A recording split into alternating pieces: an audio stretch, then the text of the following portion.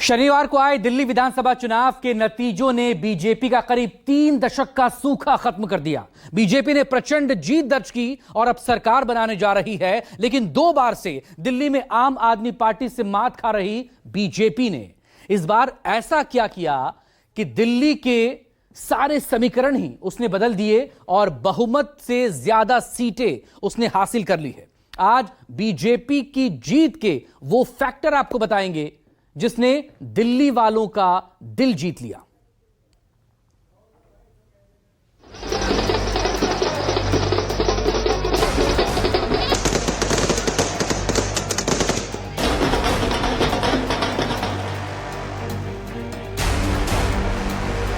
आज दिल्ली के चुनाव के जनता का जो भी निर्णय है, जनता का जो भी फैसला है, उसे हम पूरी विनम्रता के साथ स्वीकार करते हैं। जनता का निर्णय सर माथे पर। मैं भारतीय जनता पार्टी को इस जीत के लिए बहुत बहुत बधाई देता हूं। शनिवार का दिन अरविंद केजरीवाल और उनकी पार्टी के लिए सबसे बड़ा उलटफेर लेकर आया। दिन की शुरुआत के साथ ही पार्टी नेताओं के चेहरे का रंग उतरने लगा।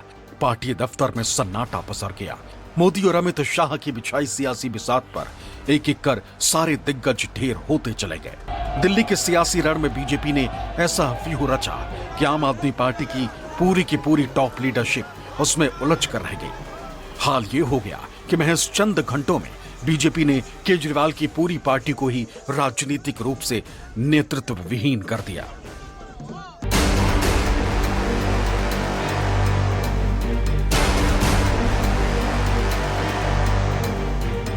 दिल्ली की जनता का जनादेश है, हमें जनादेश स्वीकार है। ये मैं अपनी सीट जीती हूँ, लेकिन ये जीत का समय नहीं है, ये जंग का समय ही है। जंग जारी रहेगी भारतीय जनता पार्टी के खिलाफ, उनकी तानाशाही और उनकी गुंडागर्दी के खिलाफ। आम आदमी पार्टी हमेशा गलत के खिलाफ लड़ती आई है और हमेशा गलत के खिलाफ लड़ती रहेगी। ये जरूर एक सेटबैक है, लेकिन आम आदमी पार्टी का संघर्ष दिल्ली के लोगों के लिए, देश के लोगों के लिए कभी खत्म नहीं होगा। मुख्यमंत्री आतिशी और गोपाल राय को छोड़कर सभी बड़े नेता हार गए। 2013 में नई दिल्ली सीट से तत्कालीन मुख्यमंत्री शीला दीक्षित को हराकर जॉइंट किलर बने अरविंद केजरीवाल इस बार प्रवेश वर्मा के हाथों खुद ही शिकार हो गए। पूर्व शिक्षा मंत्री मनीष सिसोदिया का एजुकेशन मॉडल भी उन्हें जिता नहीं सका और वो बीजेपी के तरविंदर सिंह मारवाह के हाथों अपनी हार को टाल नहीं सके। ग्रेटर कैलाश सीट से लगातार 3 बार से जीत रहे सौरभ भारद्वाज को भी बीजेपी के शिखा रॉय ने पटखनी दे दी। हमें उनका 10 साल से साथ नहीं मिल पा रहा था, दिल्ली में कोई काम नहीं हो पा रहा था, मगर ये जो सरकार बन रही है दिल्ली में, ये प्रधानमंत्री जी के विजन को दिल्ली में लेके आएगी। तो मैं प्रधानमंत्री जी का धन्यवाद करता हूँ कि उन्होंने अपना समय दिया और मैं ये जीत का श्रेय प्रधानमंत्री नरेंद्र मोदी जी को देता हूँ। बहुत धन्यवाद। मैं दिल्ली के सभी मतदाताओं का बहुत धन्यवाद करता हूँ, मेरे देश के प्रधानमंत्री माननीय नरेंद्र मोदी जी का, जिनके अथक प्रयासों के चलते जिनको ये श्रेय जाता है दिल्ली की जीत का। दिल्ली में अब तक 44 सीटों पे हम आगे चल रहे हैं। मेरी सीट 17,500 वोटों से, हम हिस्टोरिक वोटों से जीत हासिल की है। बहुत शुभकामनाएं। ये उनकी जीत है, ये माननीय प्रधानमंत्री नरेंद्र मोदी जी की जीत है। उनके नेतृत्व में, उनके मार्गदर्शन में ये पूरा इलेक्शन बहुत बढ़िया तरीके से लड़ा। आम आदमी पार्टी ने 2013 में 28 सीटों के साथ दिल्ली की राजनीति शुरू की थी। उसके बाद 2015 में पार्टी ने 70 में से 67 सीटें जीती थी और 2020 में सीटों की संख्या 62 रही। यानी केजरीवाल की पार्टी अब तक प्रचंड जीत के रथ पर सवार होकर रसीली राजनीति का रसपान कर रही थी और लोकसभा चुनाव में 7-0 से लगातार जीत के बावजूद बीजेपी विधानसभा चुनाव में उसे शिकस्त नहीं दे पा रही थी। लेकिन 2025 में आखिरकार बीजेपी ने केजरीवाल के विजय रथ को रोक दिया, वो भी मामूली अंतर से नहीं बल्कि बड़े मार्जिन से।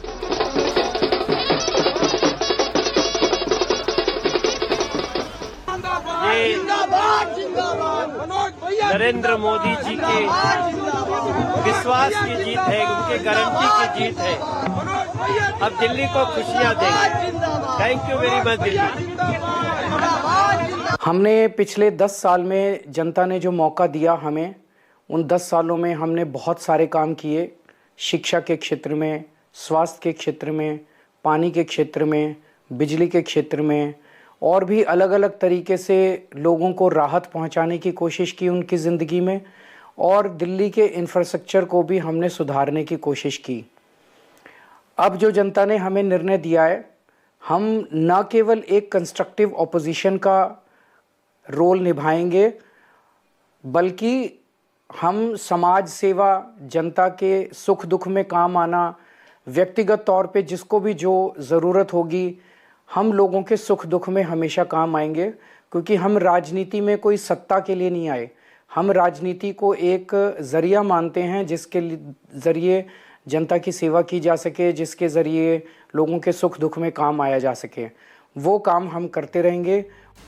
तो प्रश्न है कि आखिर 2020 से 2025 के बीच यानी सिर्फ 5 सालों में ऐसा क्या हो गया कि आम आदमी पार्टी अर्श से फर्श पर आ गिरी। बड़ी जीत के दावे कर रहे अरविंद केजरीवाल खुद अपनी सीट भी नहीं बचा पाए। अन्ना हजारे के आंदोलन से जन्मी आम आदमी पार्टी को क्या उसी भ्रष्टाचार के राहु ने ग्रस लिया जिस पर उन्होंने अपनी राजनीतिक जमीन खड़ी की थी। मैं बार बार बताते गया, लेकिन उनके दिमाग में नहीं आया है। और आखिर शराब के बारे में उन्होंने एक मुद्दा उठाया कि शराब की दुकान, उसमें शराब की बात क्यों आ गई? पैसा, धन और दौलत इसमें बह गया है। इस शराब के कारण तो बदनाम हो गया है। इसके कारण लोगों को भी एक मौका मिला कि ये चारित्र के बारे में बोलता है और दूसरे बारे में शराब की बात बता। मैं पहले से बता रहा, आचार को शुद्ध रखो, विचार को शुद्ध रखो, उनके दिमाग में नहीं रहा और उसके कारण आज वो इलेक्शन में हार गए, कम वोटिंग हुई है। दिल्ली में अब तक अजेय रहे अरविंद केजरीवाल को पता तक नहीं चला कि उनकी सियासी जमीन खिसक रही है और जब तक एहसास होता तब तक बहुत देर हो चुकी थी। पार्टी एक के बाद एक गलतियां करती चली गई और बीजेपी ने उन्हीं गलतियों को अपना हथियार बनाकर उसे संभलने का मौका नहीं दिया। राजनीतिक विश्लेषकों की माने तो आम आदमी पार्टी की हार के एक नहीं बल्कि कई कारण हैं। पहला, भ्रष्टाचार के आरोप। दूसरा, शीश महल विवाद। तीसरा, गंदे पानी की सप्लाई और गंदगी। अनर्गल आरोप और झूठ की राजनीति। कांग्रेस से गठबंधन न होना। और छठवां, सीएम पद पर सस्पेंस। आइए अब आपको एक एक कर समझाते हैं कि आखिर कैसे इन मुद्दों ने आम आदमी पार्टी को।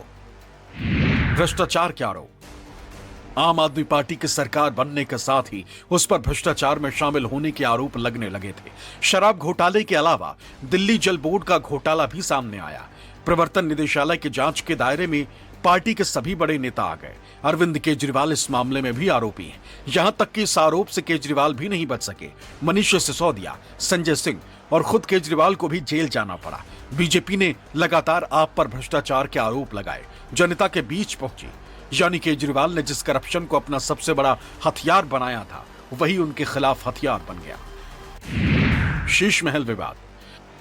राजनीति में आने से पहले अरविंद केजरीवाल ने वीवीआईपी कल्चर के खिलाफ आवाज उठाई थी, लेकिन सत्ता में आने के बाद उन्होंने न केवल सरकारी बंगले और गाड़ियों का उपयोग किया बल्कि अपने लिए 50 करोड़ से भी ज्यादा का मुख्यमंत्री आवास भी बनवाया, वो भी बिना विभागीय अनुमति के।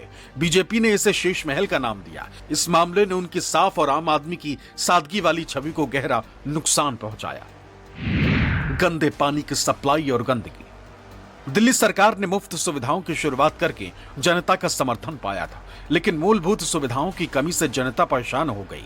सबसे बड़ा मुद्दा पानी की सप्लाई का था। अरविंद केजरीवाल ने 24 घंटे स्वच्छ जल सप्लाई का वादा किया था, लेकिन यह वादा पूरा नहीं हुआ। दिल्ली की सफाई व्यवस्था भी पूरी तरह चरमरा गई। चूंकि एमसीडी में भी आम आदमी पार्टी की ही सरकार थी, इसलिए पार्टी के पास कोई बहाना नहीं बचा। इससे जनता में सरकार के प्रति नाराजगी बढ़ी। अनर्गल आरोप और झूठ की राजनीति। निराधार आरोपों की राजनीति करने वाले केजरीवाल की छवि एक ऐसे नेता की बनती गई जिसकी बातों पर भरोसा करना मुश्किल होता गया। चुनाव के दौरान भी उन्होंने हरियाणा की बीजेपी सरकार पर यमुना के पानी में जहर मिलाने का आरोप भी लगा दिया। इससे न केवल उनके विरोधियों को मौका मिला बल्कि उनके हार्डकोर समर्थक भी नाराज हो गए। बीजेपी ने जनता में यह परसेप्शन बना दिया कि केजरीवाल कट्टर ईमानदार नहीं बल्कि कट्टर बेईमान है। मोदी की गारंटी के नारे वाले ब्रांड मोदी के सामने केजरीवाल पर भरोसा करना जनता के लिए मुश्किल हो गया। दिल्ली के जनादेश से ये भी स्पष्ट है कि राजनीति में शॉर्टकट के लिए, झूठ और फरेब के लिए कोई जगह नहीं है।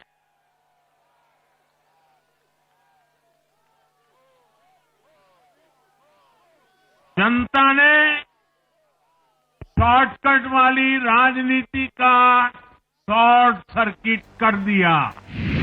कांग्रेस से गठबंधन न होना। चुनावी नतीजों के आंकड़े बताते हैं कि दिल्ली में आम आदमी पार्टी और कांग्रेस का गठबंधन न होना भी उसके लिए बहुत भारी पड़ा है। इससे वोटों का विभाजन हुआ और बीजेपी को फायदा मिला।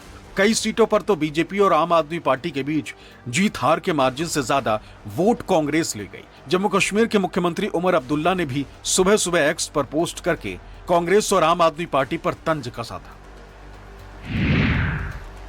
शराब घोटाले में जेल जाने के बाद सुप्रीम कोर्ट ने शर्त लगाई थी कि अरविंद केजरीवाल मुख्यमंत्री तो रह सकते हैं लेकिन सरकारी फाइल पर दस्तखत नहीं कर सकते। इसके बाद उन्होंने इस्तीफा देकर आतिशी को कार्यवाहक मुख्यमंत्री बनाया। इससे जनता में ये कंफ्यूजन हुआ कि अगर पार्टी चुनाव जीत भी जाती है तो मुख्यमंत्री कौन होगा। जनता में ये मैसेज गया कि शराब घोटाले का फैसला आने तक केजरीवाल मुख्यमंत्री के रूप में कोई काम नहीं कर पाएंगे। Bureau report, news 24।